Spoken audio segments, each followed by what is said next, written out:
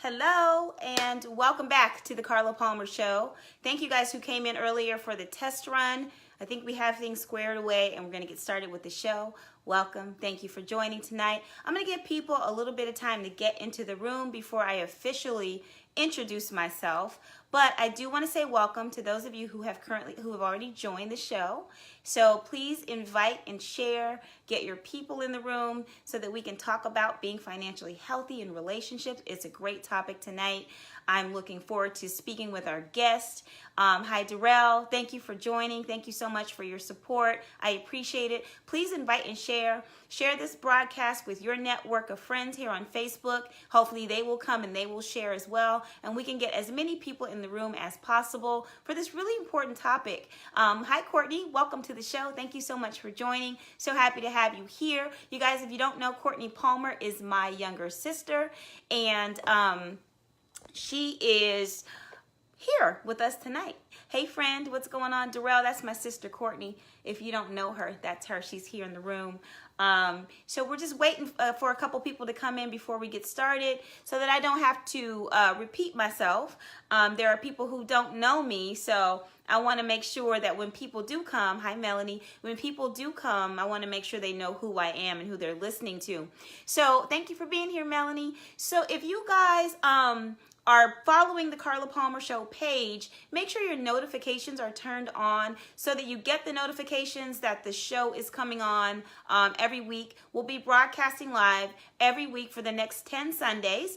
We're doing 10 shows. I'm really excited about the lineup. I don't have all of the seats filled, but we are filling those seats currently. I have about half of the show lined up for this season, so it's going to be really great. So if you don't have your notifications turned on, make sure your notifications are turned on so that you get the message that the show is on.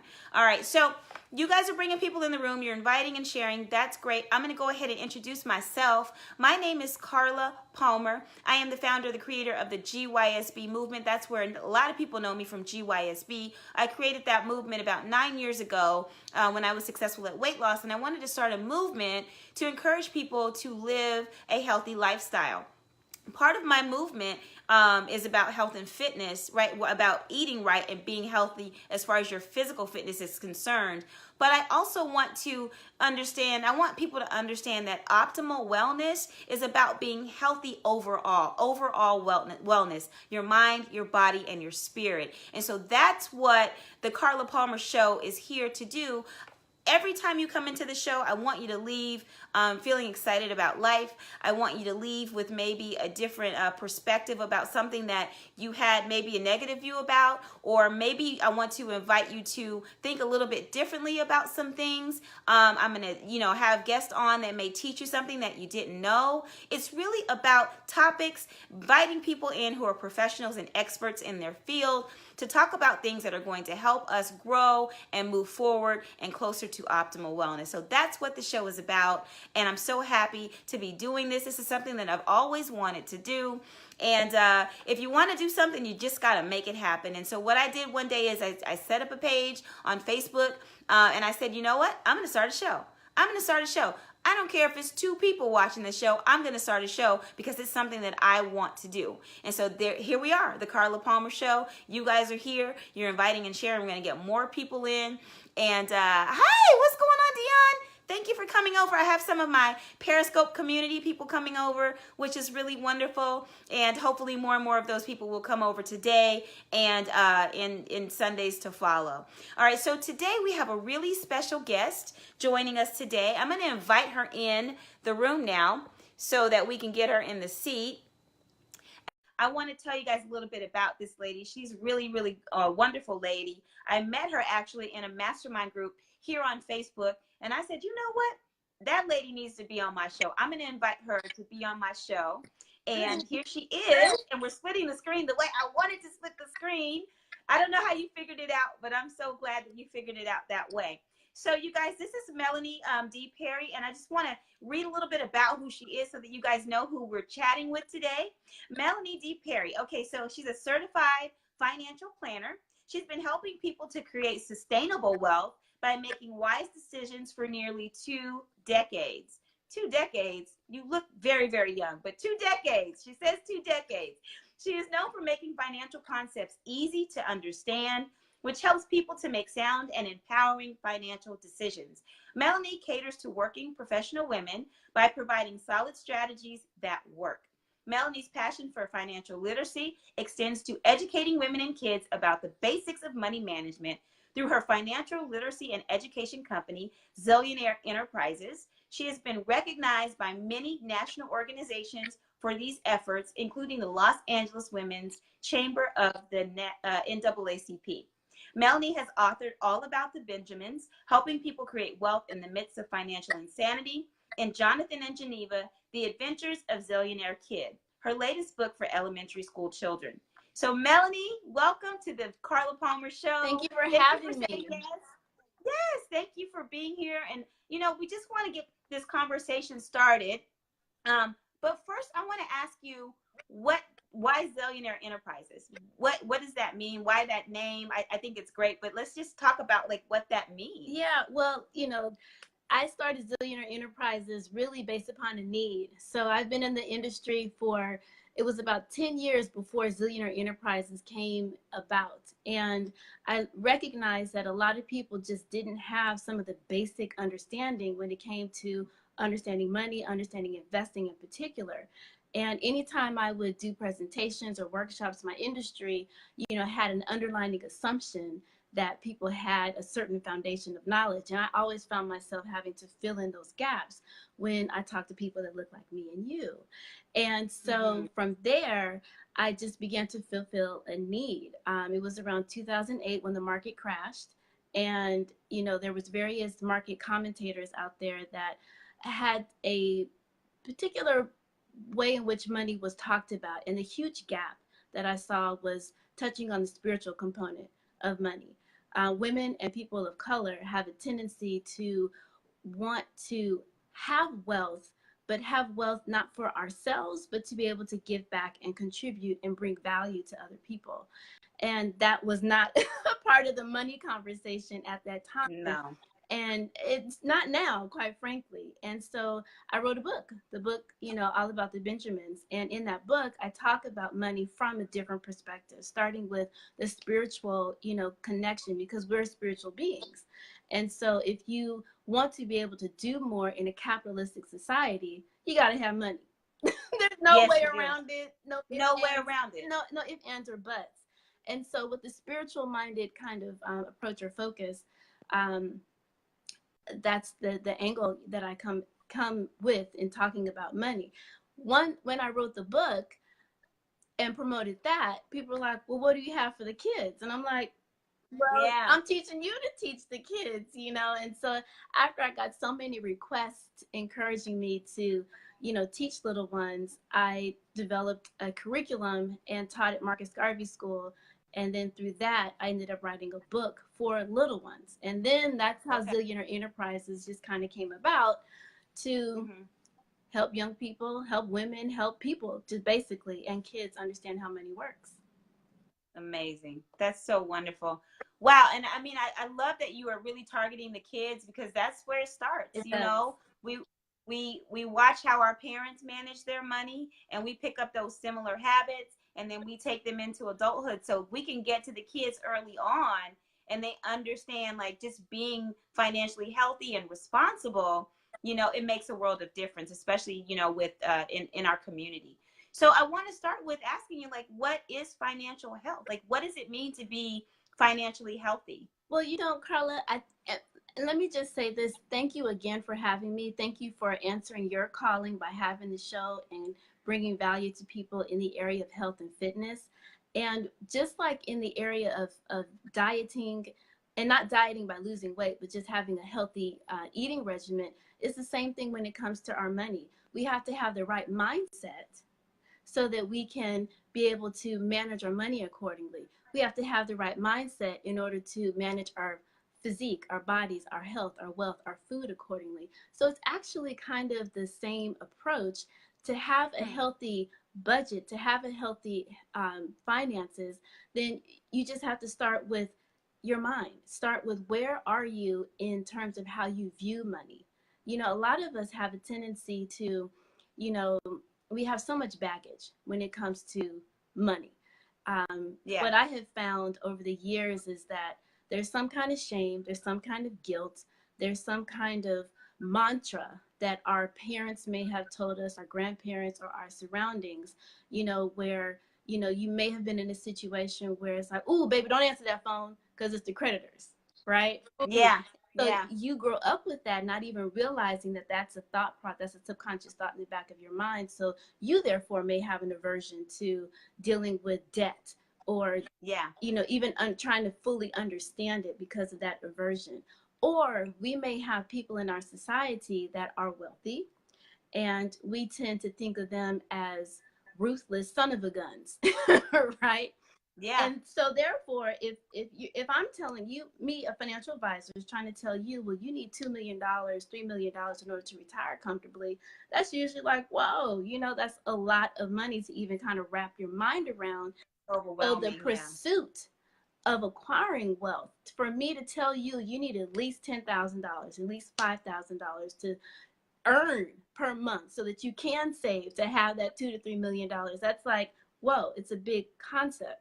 So we have these people in our minds that we attach to what wealth is that doesn't align with who we are. And so therefore Right. it creates a conflict in terms I don't of, want to be anything like that person. exactly. And we have a person that's prominent in our news right now that Yeah. reflects that aspect Yeah. to wealth. But let me tell you something. If you as a spiritual person, if me as a spiritual person is not in possession of wealth, money, riches, power, Yeah. we won't be able to affect a change in this capitalistic society. People want Right. to down capitalism.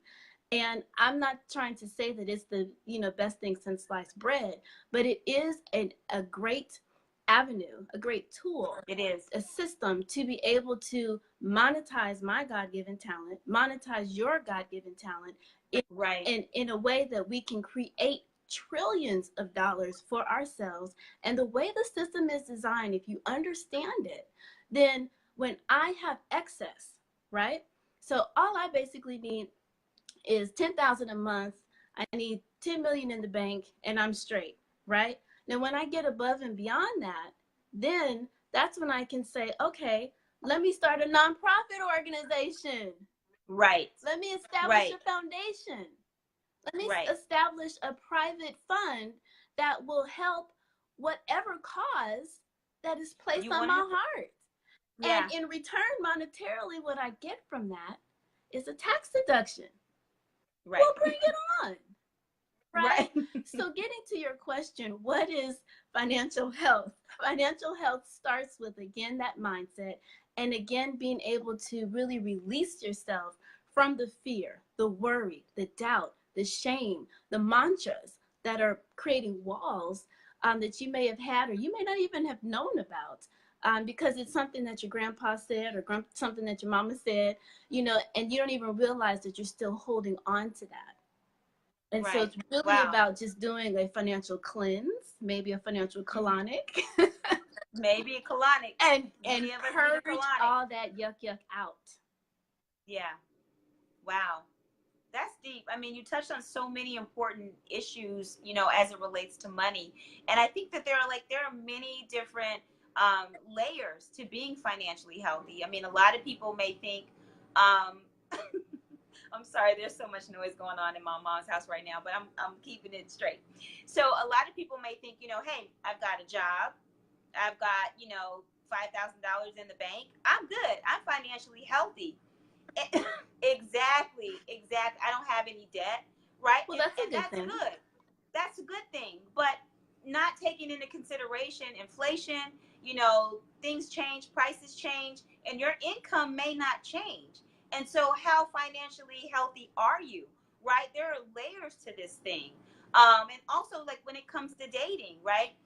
Do you have to be equally yoked financially when it comes to dating somebody? How important is that? You know, can you just look at a person's FICO score and be like, oh, I don't want to date them, or oh, their FICO score is high, I want to date them? Do you know what I'm saying? Like, Yeah, is that how important are those things?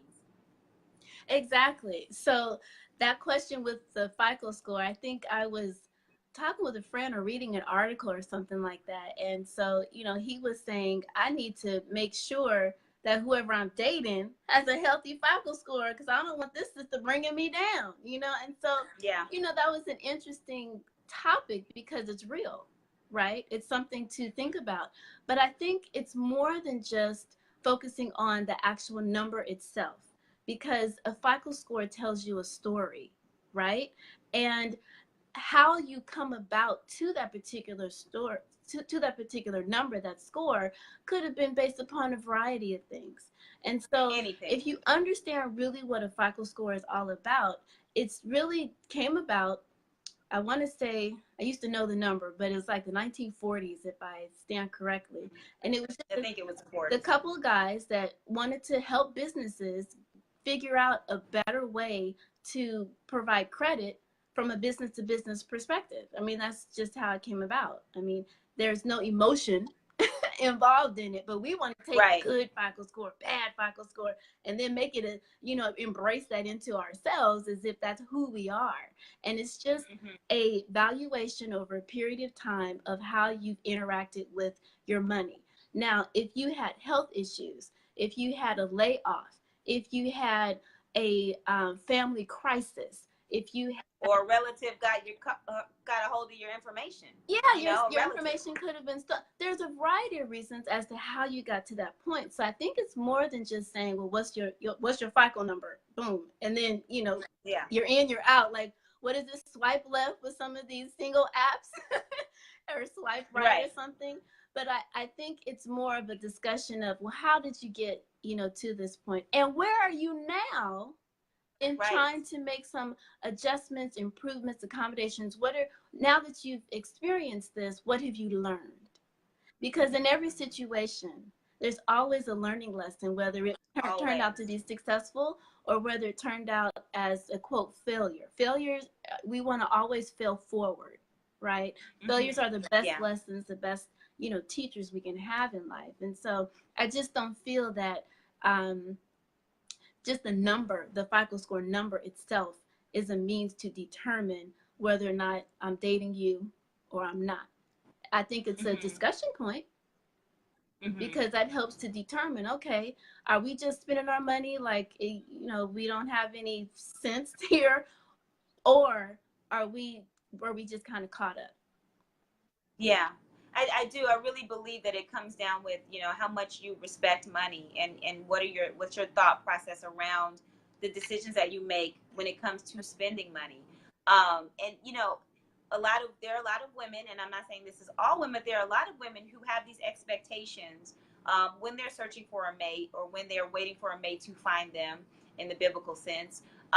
They want the man to have it all together. Meanwhile, they may still be having some challenges with their finances or how they're operating with money. And is that a fair thing is that a fair expectation for a woman to say, you know what, this is a man's world. He should have all of his ducks in a row. All of his finances should be together if we're going to, be in a relationship. And mine may not quite be where they should. My finances may not be where they should be. Is that fair? Yeah, I'd have to say that in any relationship, whether it's relationship with your money, relationship with a person, relationship with your staff or your colleagues, that you need to bring something to the table, and you don't want to bring a hot mess. So I think it's important that although you may not have it quote together, that you are of the mindset not to get it together. You're of the mindset to get it together and to not bring the other person down into your kind of chaoticness. I think it, I do feel that there are certain roles that need to be played in any kind of relationship. Within a partnership, I think it's important for each person to identify what role are they going to play when it comes to their finances. And if you're going to have the man as at the head of the house, if you will, from a financial perspective, and then that the wife's money isn't all that's extra, then that's fine. Yeah. That's how you've chosen Yeah. to, but the extra doesn't need to be an extra headache because there's challenges, but just Right. in terms of contribution, or Right. vice versa, because, a lot of women are, willing and dealing, and we're on a move. Yeah. So if, Yeah. the man's income, the husband's income is a little bit less, then I think the couple just needs to define what are you going to contribute, what am I going to contribute, and Right. just have a clear discussion about it, and not be emotional, because I think, in society, pretty much across the board, men are the providers. Yeah. That's the idea. And so sometimes there can be a little conflict when it comes Yeah. to, well, I'm making more, I'm the supervisor, what have you. And I just think it just calls for a conversation, a clarity, conversation, being able Yeah. to recognize that we're both contributing, to the Absolutely. household, and just not put a whole lot of extra Yeah. on it. Yeah. Yeah. And as far as dating, so let's just say, you're just starting out, or let's go even as far as to say you're doing online dating, right? Mm-hmm. And you meet somebody online and you guys go out on, your first date or your second date. How and when does that conversation, so you feel this, you see this guy, you meet up with them, you like him or he likes her, how does that conversation kind of like pivot to a conversation about money and how that person manages money, or what that person is going to be able to contribute to the relationship if you take it any further, because I think it's important early on to know these things. I'm not saying that, on a first date you spill it all out, but eventually there needs to be a conversation about money. Do you not agree with that? Oh, definitely, because that's one of the number one reasons why people get a divorce or Right. experience a breakup, is the whole money, conversation. I do think that it's a touchy, but yet an important conversation to broach. And I would have to just say that definitely not on the first date, but if you really begin to see that there's a connection and something is happening, just opening things up with you. First of all, you've more than likely gone out with this person more than once, so you can kind of see how they roll with it. But I would just ask, or bring up the topic, you could casually bring it up by, asking about what are they investing in, or have they thought about investing, and just have a general conversation. Oh, I read the news, that XYZ stock is up, what are your thoughts about that? And just kind of, slowly get into the discussion of, dealing with management, and how did your parents manage their finances, and just kind of slowly trickle into a conversation about it, versus what's your FICO score. Yeah. Yeah. Just not I being think that's direct good. with it. That's great. And as far as prenups, a lot of people say, oh, when you start to talk about prenups, you're getting into the part where you want to get married, thinking about spending the rest of your life together. And I was reading an article that was talking about prenups and how everybody should have one. And it's not just for wealthy people. It's not just for a relationship where one person has way more money than the other person, but it was talking about how average people should really sit down and evaluate whether or not they want to go into the relationship with a prenup. And it also went as far as talking about postnuptials and how oftentimes people will get married, there is no prenup, and then a child is born, and a woman who has a great career will take off from her career, or a man will stay home with the child, and you're putting your career on hold. And so at that point, there is an opportunity to actually draw up a postnuptial. So what do you feel about prenups and even postnuptials, if you want to get into all of that? But how do you feel about that for average people who may not be like excessively like high income earners? What do you think about that? Well, I think it's definitely important. I work with people who are mostly in their 40s and up, 50s and up, actually. And, many of us are getting married later in life. So we've got something. And so my personal belief, I mean, this is, of course, my perspective, is if I'm going into relationship, coming into something, they're more than likely coming into a relationship. What you did, what you accumulated on your own, keep that. If you have children, transfer that to your next generation. You know, I'm not trying to be, you know, hooked into that. And then the same thing for me, whatever I've accumulated, whoever I want to pass on my legacy to, I want to be able to do that. So I think definitely for people who are in their 40s and 50s and now they're getting together and they already have accumulated stuff, hey, what's yours is yours. But what we grow together, then we're growing together. And then even within that, from a post-nup, you know, perspective, then I do think that having separate property or separate assets in some cases is beneficial, because it's not an issue of lack of trust. It's not anything in regards to that. It's just, I think as a woman, it's just comfortable to know I've got this. It is mine. Yes. And perhaps also from a male's perspective, this is mine.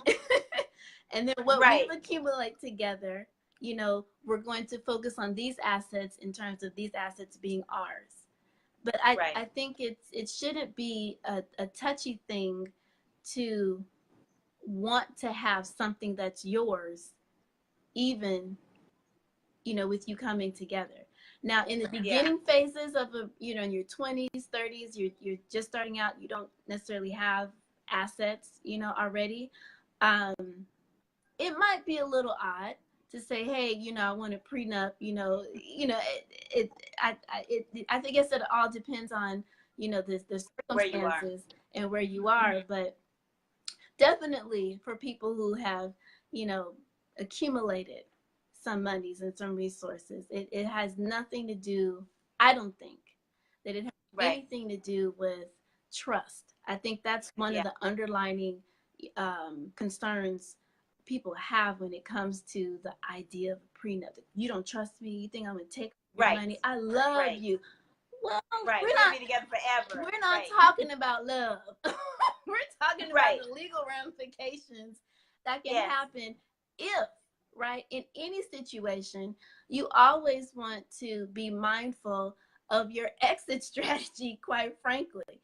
And so, I mean, this is but yet off topic a little bit, but when you're establishing life insurance, so you are going to make a transition. That's just what's going to happen, Inevitable. It's inevitable. But sometimes the process to actually get that contract signed and set up, you know, people are like, oh, there's a superstition sometimes around it, like, you know, I'm planning my death. Well, no, you're properly planning your financial situation in the event of an untimely passing. So to me, a prenup, or the discussion about, well, if something was to unexpectedly happen that neither one of us planned on, then I'm clear.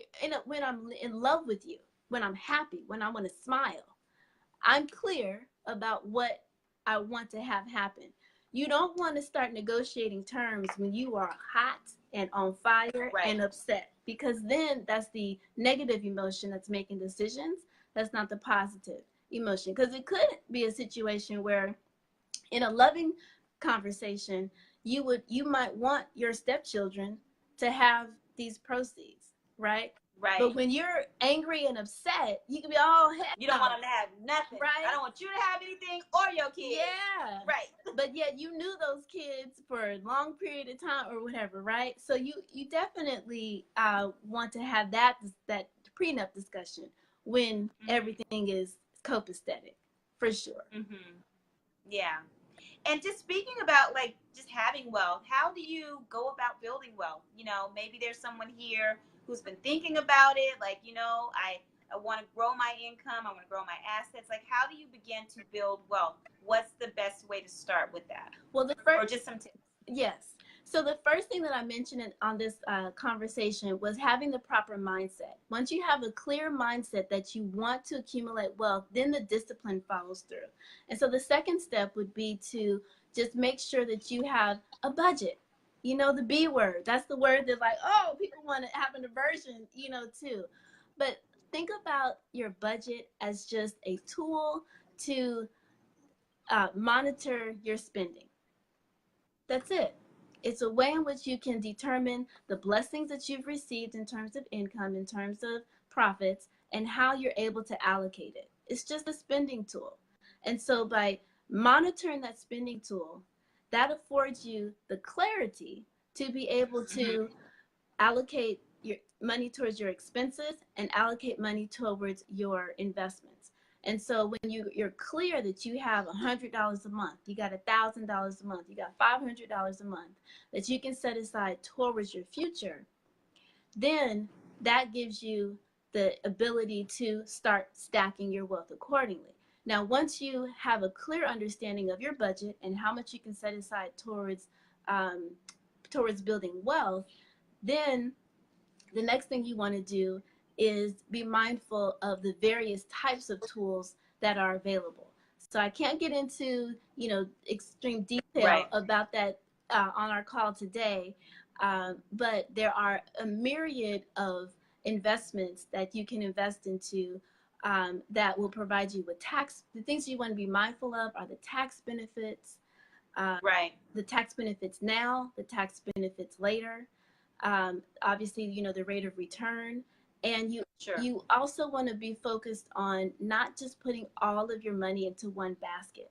I encounter people who have a large amount of money in real estate.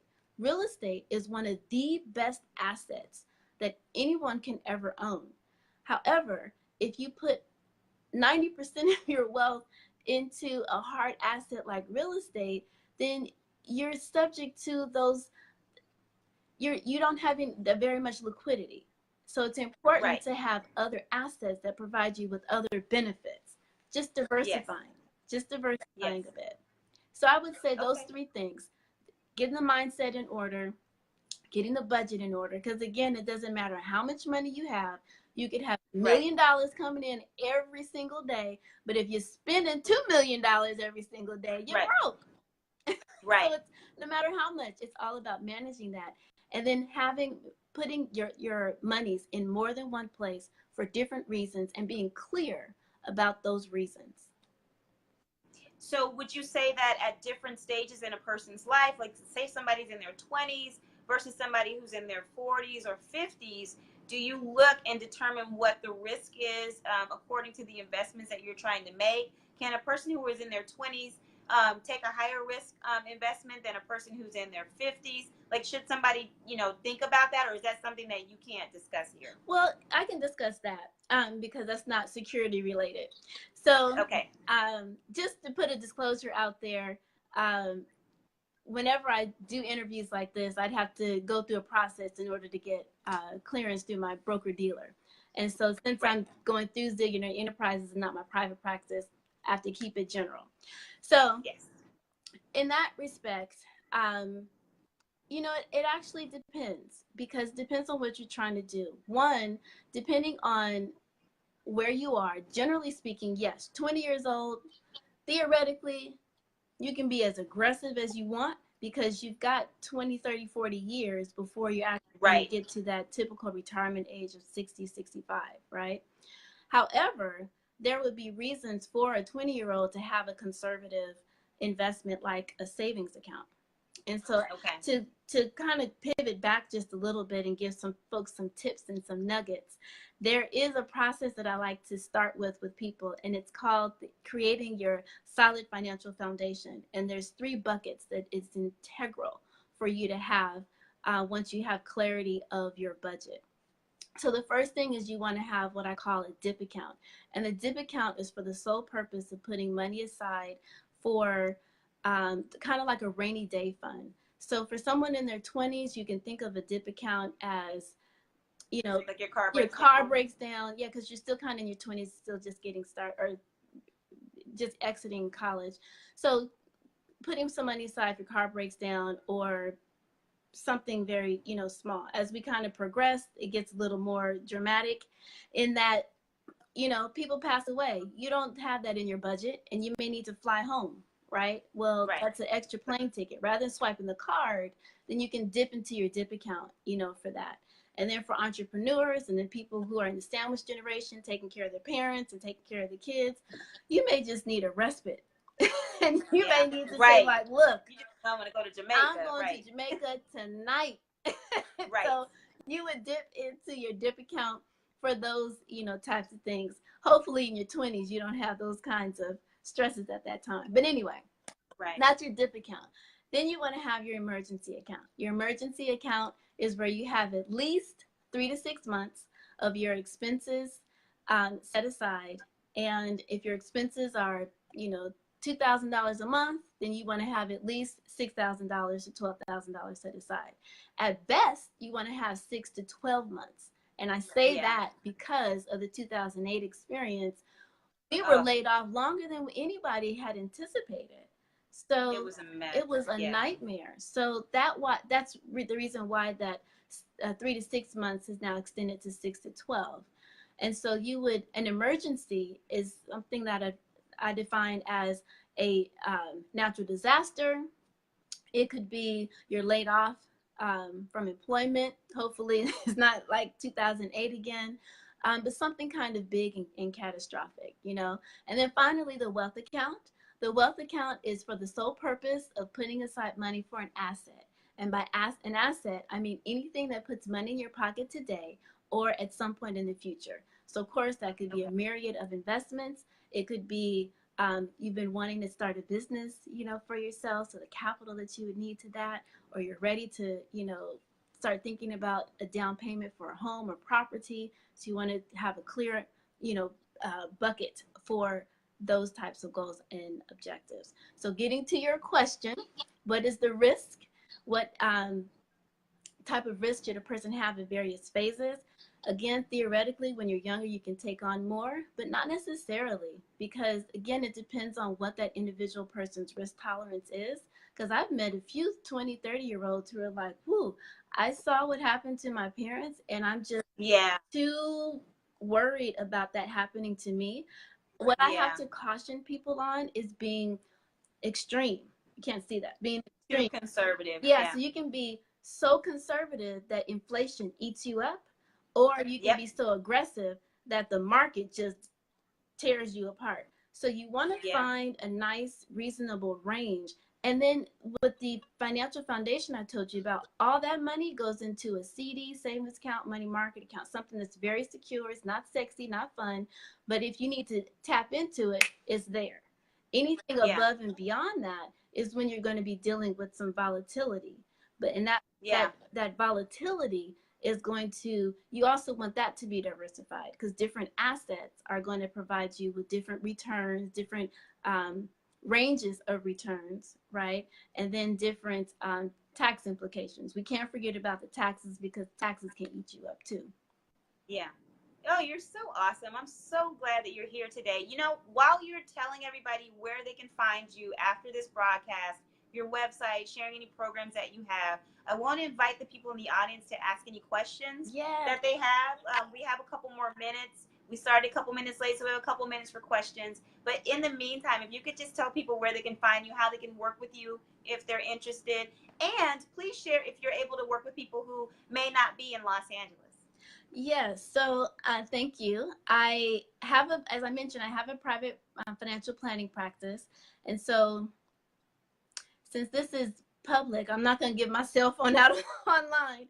Yeah, you might want to do that. You can contact me through my 877 number, which is the work number for Zeallionaire Enterprises. So that's at 877-907-2282. You can definitely email me at mperry@zillionaire.com. That's ZEALLIONAIRE. And then, of course, follow me on Facebook, not YouTube, Facebook, Twitter, and Instagram at Zeallionaire. And I'd be more than happy to, I could offer your listeners and those who listen to the replay, you know, a 10-minute discovery call, and we can address any particular questions or concerns or issues that you may have. I'd certainly welcome that. We can calendar that. That's great. Thank you so much. Definitely. That's awesome. Well, we have one question from Brian. Hi, Brian. So great to see you. I'm so happy to see you. Brian wants to know what's the safest type of savings account that won't get hit hard by money fluctuations? Well, a savings account is just that. So, um, so here's an interesting thing. So if you go to a brick and mortar bank, you're not going to get the greatest interest rate as you would No. if you went online. In terms of the safe and security of online banks as well as brick and mortar banks, you would just need to check out, well, the way in which you're protected is through the FDIC insurance. So if Right. anything was to go down, you at least have 250,000. 100,000. Oh, they up Oh, to 250? you know what? You're right. It's 100,000 for individual, 250 for joint Yeah. accounts. So you got that level of protection there. In terms of the risk factor, that's an interesting question because there's no risk of volatility like it would be if you were to invest into a type of security, but the risk is inflation. It's the cost of living. And sometimes we don't think about the risk factor of a bank because we just know it's secure. But again, if you have all of your money sitting in a bank account, whether it's a brick and mortar or an online bank, then you're doing yourself a disservice because the cost of living, inflation, is just is eating away any level of purchasing power. So hopefully that made sense in terms of understanding the cost of living and inflation and interest. Yeah, it made sense to me. Hopefully it made sense to Brian. Are there any more questions? I do want to keep the show between 40 and 45 minutes just to respect people's time. So if there aren't any more questions, that's fine. But if there isn't, is there another question? Please type it in now as I'm closing out. Melanie, I want to say thank you again. Thank You have been a breath of fresh air. There's something about your voice that is very calming and soothing. And I would trust you with my money. I would trust you to give me some financial advice. I don't know what it is, but there's just something that's really special and unique about the way that you present information. And I get why you said you make things like concepts easy, for people to understand. I'm glad that you're writing books for children. I think you're amazing. So thank you so much for being on the show. I don't see any more questions. I want to thank all of the guests who came in today for the Carla Palmer Show. I want to invite you to come back next Sunday at 5 o'clock again for our next show, show number 2. I consider this first show a huge success. We didn't have any technical difficulties. We had a great guest, and I'm really happy. And I hope that you guys are leaving with some information that helps you with your thought processes about money, helps you to think about how you're going to invest maybe to help start building your own wealth, and how you're going to treat money in your relationships, and so on and so forth. So I want to thank you guys for being here, and I hope to see you all back again next Sunday. Melanie, you have a wonderful evening. Thanks to everyone for joining and watching. All right, thank you. All right, bye-bye. Bye-bye.